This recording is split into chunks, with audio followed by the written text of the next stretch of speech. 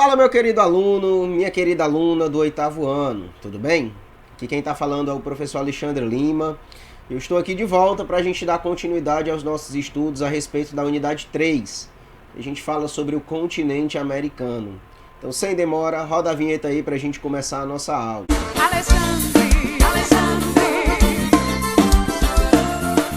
Meus queridos, minhas queridas, antes uma pequena observação, certo?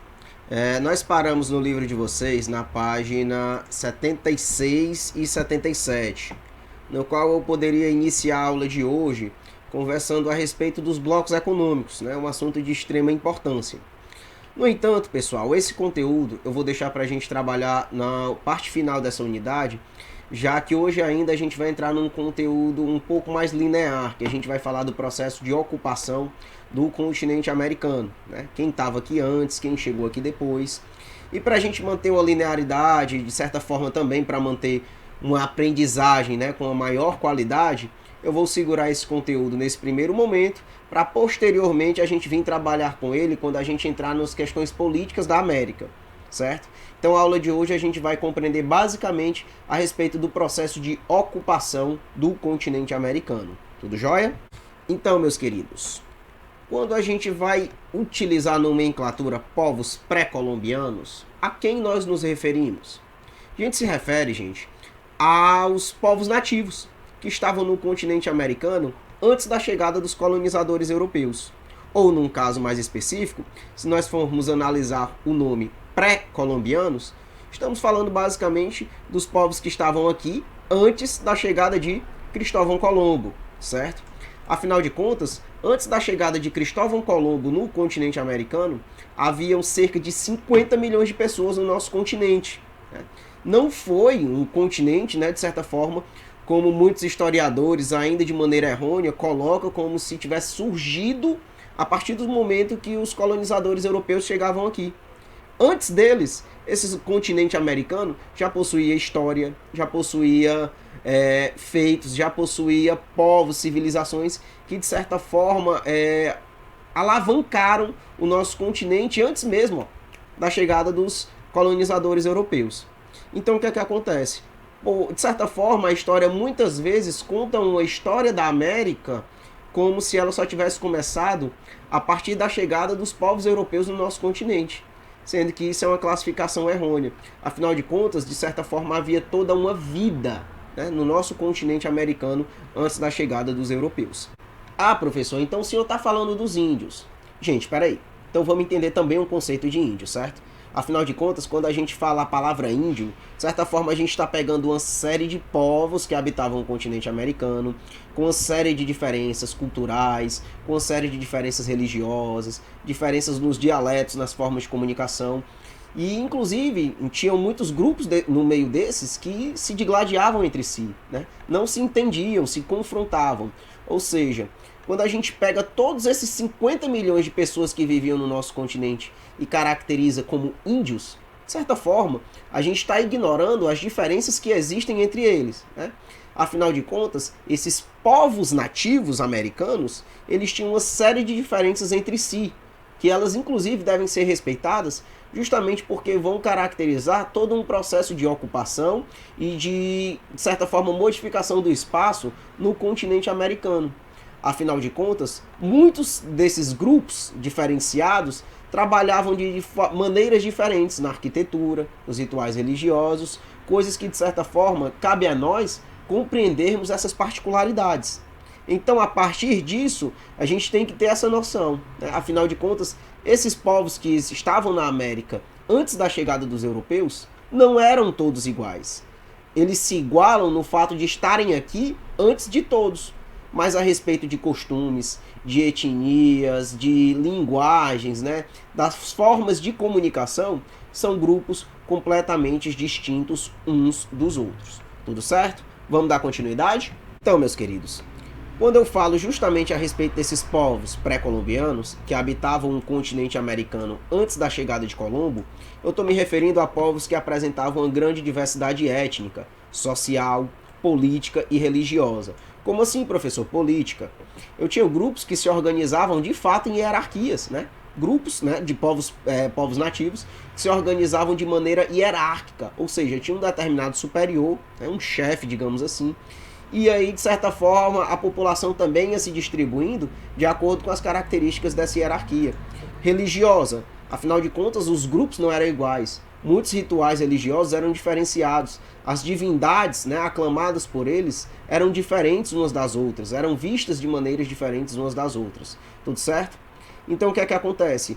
No meio desses povos pré-colombianos, alguns, né, desses grupos se destacaram, que se formaram, no caso, grandes civilizações, como no caso dos Incas, dos Maias e dos Astecas, que já já a gente vai ver a localização de cada um deles no continente americano, onde, de certa forma, o domínio deles predominou.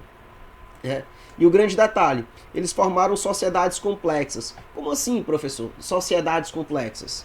São basicamente, gente, grupos sociais que se organizaram muito bem, né? Distribuíram as tarefas entre si, enquanto um ficava responsável pelo governo, de certa forma outros ficavam responsáveis pela proteção, meio que um militarismo. E de certa forma toda aquela sociedade seguia as rédeas daquele governo, né? Na sua organização, naquilo que era proposto justamente por aquele determinado grupo que liderava essa civilização. Outro detalhe muito importante é que eu falo de civilizações que tiveram domínio, por exemplo, de conhecimentos no que diz respeito à arquitetura, né, à irrigação, à construção de pontes, entre outros detalhes que a gente pode justamente valorizar a inteligência desses povos. Diga-se de passagem, foram até capazes de fazer a previsão de eclipses, né, o calendário maia, né, afinal de contas, o calendário maia, o lendário calendário maia, que terminava em 2012, e foi um ano justamente que muitas pessoas acharam que o mundo ia acabar. Né? Afinal de contas, muitos acreditavam também que aquela existência daquele calendário maia, que terminava no ano de 2012, determinaria o fim do mundo também para toda a civilização. Só que, obviamente, estamos aqui, né? Graças a Deus, tudo deu certo. Enfim, então, gente, analisando aqui esse mapa do continente americano, a gente vai ter uma noção, basicamente, de uma série de povos, né, que estavam aqui antes da chegada dos europeus, que, de certa forma, se diferenciavam muito uns dos outros. Né? Por exemplo, se a gente for observar aqui os chamados povos astecas, certo? Eles predominaram aqui nessa região do centro do México. E aí, a partir daqui, a gente também vai ver aqui, descendo aqui ao sul, outra grande civilização, né? Que foram os maias, que predominaram aqui do sudeste do México e aqui grande parte da América Central. A gente também vai ter outra grande civilização, perdão, que são os incas, né? Que dominaram aqui parte ocidental aqui da América do Sul, né? Próximo aqui à chamada Cordilheira dos Andes. E eles, de certa forma, também desenvolveram uma série de conhecimentos de muito valor, né? Afinal de contas, eram povos que também atingiram uma determinada complexidade, como a gente viu alguns instantes atrás. Perdão. Então, o que é que acontece, gente? Analisando esse mapa, a gente percebe justamente uma grande quantidade de povos completamente distintos uns dos outros. Remeto agora àquela noção de índio que eu falei para vocês. Classificar tudo isso como índio, como indígena, né? De certa forma, a gente estava pegando todos esses povos aqui, ó, que eram diferentes uns dos outros, e colocando no mesmo grupo. De certa forma, a gente não está respeitando as diferenças que existiam em cada um deles, e diferenças essas que foram de fundamental importância para diferentes modificações do espaço geográfico, como a gente vai ver aqui dentro de alguns instantes. Tudo certo? A gente dando continuidade, né, agora analisando aqui os chamados povos indígenas da América do Norte, esses indígenas aqui, ó, que agora a gente entende o conceito. Agora a gente entende que no meio desses grupos indígenas não eram todos iguais. Agora a gente entende que existiam diferenças entre esses grupos de pessoas que estavam aqui no nosso continente antes da chegada dos europeus. A gente percebe na leitura desse trecho, gente, o seguinte detalhe: como os costumes herdados por esses povos são fortes hoje na nossa sociedade, né? Aqui a gente vai ver, por exemplo, a respeito da influência desses povos no continente norte-americano, né? Na porção da América do Norte. O que é que acontece? Analisando esse texto, né, fazendo uma leitura guiada, centenas de povos indígenas habitavam a América do Norte e foram praticamente dizimados ao longo dos séculos. Ou seja, gente, Os povos que estavam aqui no nosso continente, de certa forma, eles conviviam, eles estavam aqui vivendo a sua vida. No entanto, com a chegada dos colonizadores europeus, os costumes desses povos nativos não foram respeitados, a sua cultura não foi respeitada. De certa forma, o que é que a gente teve? Um grande genocídio. Né? Além da vida, né, de muitos desses povos nativos que foram dizimadas, a gente também viu, de certa forma, a cultura sendo sufocada para dar lugar à cultura eurocêntrica, onde agora o costume europeu deveria ser implantado.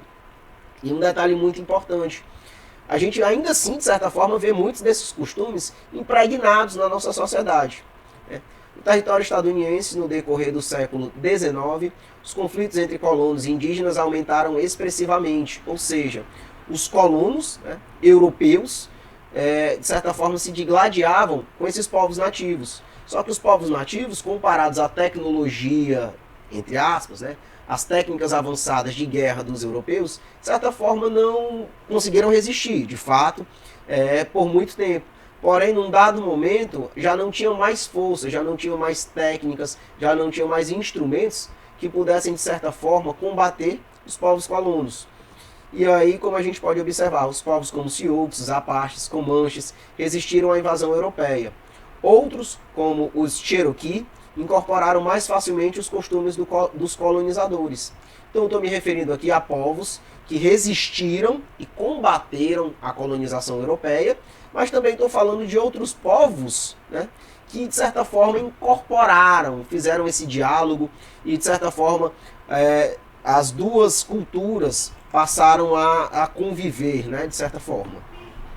Atualmente, esse povo representa a maior parcela da população indígena dos Estados Unidos. No Canadá ocorreu um processo semelhante de resistência dos povos originários ao colonizador. Ou seja, tanto nos Estados Unidos como no Canadá, a gente viu, de certa forma, uma resistência desses povos nativos frente aos costumes agora impostos pelos colonizadores europeus. E a chamada influência indígena, né, que eu falo dos costumes, do modo de viver, ou de repente da comida que a gente come e tudo mais, ela é muito forte nessa porção da América, né, na América do Norte. Como, por exemplo, nos chamados filmes de Velho Oeste, a gente vai ver muitas vezes a presença dos povos nativos americanos fazendo parte desses filmes, tendo essa representação. A gente vai ver na gastronomia, né, nas comidas. Por exemplo, comidas que de certa forma não eram tradicionais desses povos, como os chamados corn dogs, né, que é uma salsicha envolvida numa massa de milho, uma espécie de enroladinho, né, como a gente conhece hoje, os tacos mexicanos, entre várias outras culinárias, né, entre várias outras comidas. E outro detalhe muito importante, a questão dos nomes de lugares, que de certa forma se remetem a nomes indígenas, né, nomes utilizados pelos nativos, como nomes de estados como Alasca, Dakota, Oklahoma, entre outros. Gente, esse textinho que tem aí nas páginas 80 e 81, vou solicitar para que vocês façam a leitura e realizem os exercícios, certo? Vocês façam a leitura com atenção e realizem os exercícios que vão estar aqui ao final dele, tudo bem? Dando aqui continuidade, gente, agora a respeito do processo de colonização da América. Afinal de contas, a gente entendeu a partir de então, né, a partir dessa videoaula, que antes da chegada dos colonizadores europeus, tinha uma vida na América, tinha civilizações que atingiram um grau de complexidade de muita relevância. Então o que é que acontece? Agora a gente vai entender a partir do momento que essas civilizações começam a se desfazer, a partir do momento da chegada dos colonizadores europeus no território americano. Vamos lá? Então, meus queridos, falando agora a respeito do processo de colonização da América. Né? Professor, quando que a gente vai ver esse processo começar? Gente, ali por volta do século XV, né? Durante o período das chamadas Grandes Navegações, quando as potências europeias, né, as potências do continente europeu, buscavam justamente expandir sua influência, suas riquezas, o seu mercado, ou seja, foi um período no qual os europeus buscaram, de certa forma, crescer ainda mais. Né? E esse período das chamadas grandes navegações foi basicamente uma caçada, né? A busca por riquezas, justamente para tornar essas potências cada vez mais fortes no cenário daquela época. Né? O desenvolvimento do chamado mercantilismo, que ia ter como objetivo obter, ou seja, encontrar e preservar riquezas, ou seja, manter a economia do país, a balança comercial do país sempre favorável. Afinal de contas, eles tinham uma seguinte ideia, de que o poder de uma nação ele era determinado pela quantidade de ouro e prata acumulados, né? O chamado metalismo. Outro grande detalhe desse mercantilismo foi o chamado pacto colonial. Professor, o que é esse pacto colonial? Imaginemos o seguinte, os portugueses, quando vieram até o território brasileiro para iniciar o processo de colonização, estabeleceram que as relações do Brasil só podiam ser feitas justamente com Portugal e com nenhum outro país, somente com Portugal. O chamado pacto colonial consiste basicamente na exclusividade comercial, ou seja, entre a metrópole e a colônia, só poderia haver negócios da colônia com a metrópole. De certa forma, as duas negociavam ali entre si. A colônia não poderia negociar com mais ninguém, afinal de contas eram proibidas de negociar com outros países. E isso ia fazer o quê? Isso ia ocasionar no quê? Na garantia de lucros, as metrópoles, no caso, os colonizadores, que pegavam a matéria-prima, matéria-prima que eu estou me referindo, pode ser de repente a madeira, como foi o pau-brasil, ou algum produto cultivado, e levava para a metrópole para poder lucrar. Enquanto isso, a colônia ficava de certa forma apenas servindo, apenas sendo utilizada justamente nesse processo de exploração. Afinal de contas, quando algo retornava para a colônia, retornava também sendo pago, retornava também sendo comprado. Tudo certo? Dando continuidade, por exemplo, aqui, a primeira colônia europeia na América foi estabelecida em 1492, na chamada Ilha de Hispaniola, os atuais territórios do Haiti e na República Dominicana, aqui na chamada região da América Central. Se o mapa me ajudar, aparece já já, ó. Certo? Então aqui, ó, o que é que acontece? A partir disso, a partir desse divisor de águas, muitas outras colônias foram surgindo, Só que um detalhe muito importante, cada colônia teve um processo diferenciado, não foi um processo de ocupação de certa forma desses territórios que de certa forma ocorreu de maneira igual. Muitos foram diferentes uns dos outros e nós vamos entender agora.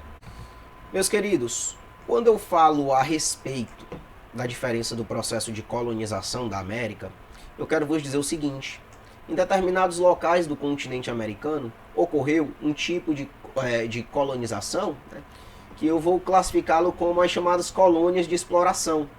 Em outros, eu tenho as chamadas colônias de povoamento. Vamos entender a diferença de cada uma delas? As colônias de exploração, elas foram de certa forma implantadas em grande parte da América Latina e na porção sul da América anglo-saxônica, pegando ali uma partezinha do sul dos Estados Unidos, ali uma parte muito pequena, até aqui o sul da América do Sul. Confuso, professor? Vamos entender o seguinte: um pequeno pedaço dos Estados Unidos, de certa forma, foi uma colônia de exploração, certo? Um pequeno pedaço, muito pequeno mesmo. E esse tipo de colônia se estendeu aqui até o sul do continente sul-americano, até aqui naquilo que a gente compreende como Chile, como Uruguai, entre outros países. Quais são as características desse processo de colônias de exploração?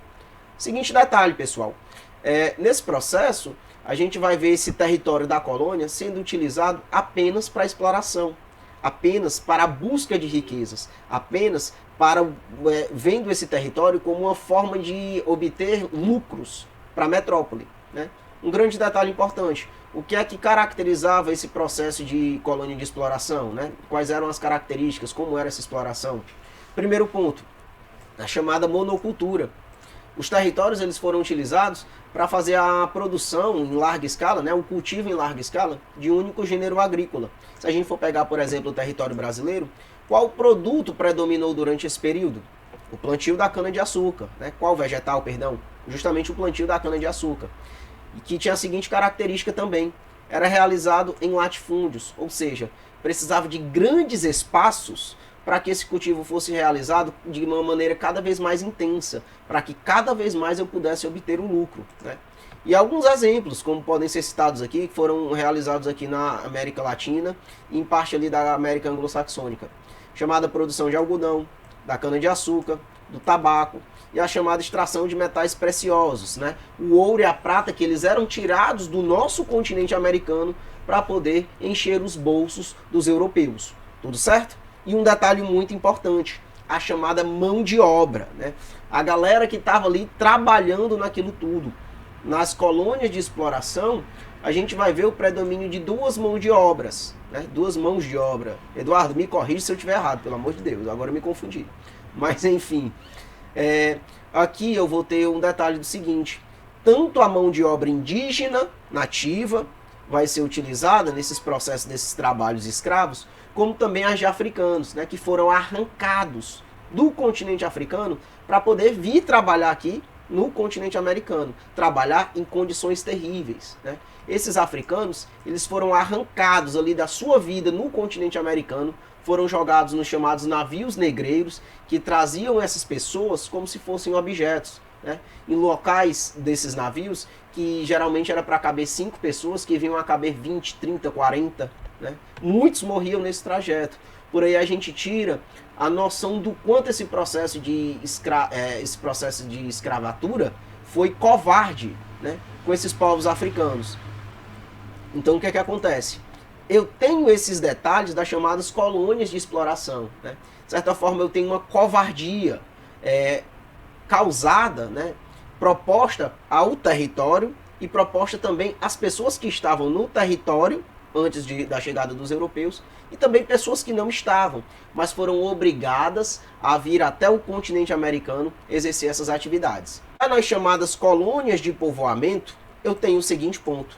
Foram implantadas principalmente ali naquela porção da América anglo-saxônica, que eu já pego ali a maior parte dos Estados Unidos e do Canadá. Elas se caracterizavam pelo seguinte detalhe. Aqui eu não tinha latifúndios. Aqui eu tinha pequenas propriedades, né, que eram realizadas pelo trabalho livre de imigrantes que vieram para essa parte da América e de certa forma tentaram estabelecer a sua vida ali. Eu também tinha o seguinte detalhe, a característica de produção para o mercado interno. Ou seja, o que era produzido nessas colônias de povoamento não ia necessariamente para a metrópole, mas sim ficava retidas ali, né? Eram de certa forma negociadas dentro dessas colônias. E outro detalhe, em algumas dessas propriedades havia um detalhe, os chamados trabalhadores assalariados. Aqui eu não via de certa forma de maneira tão intensa, mas existia, certo? A questão da escravidão, mas de certa forma um grande detalhe também vai diferenciar de certa maneira essas colônias de povoamento, que aqui ó, a economia ela era desvinculada do pacto colonial, ou seja, eu não tinha a obrigação de necessariamente negociar com a metrópole, poderia ter esse livre comércio, essa livre negociação com outros países. E um detalhe mais importante ainda, isso, né, favoreceu o desenvolvimento de outras atividades comerciais com outras metrópoles. Tudo jóia? Meus queridos, minhas queridas, finalizamos por hoje a nossa videoaula, certo? Solicito que vocês façam os exercícios da página 81 e o exercício da página 82, tudo certo? Então, um grande abraço, fiquem com Deus, tchau, tchau.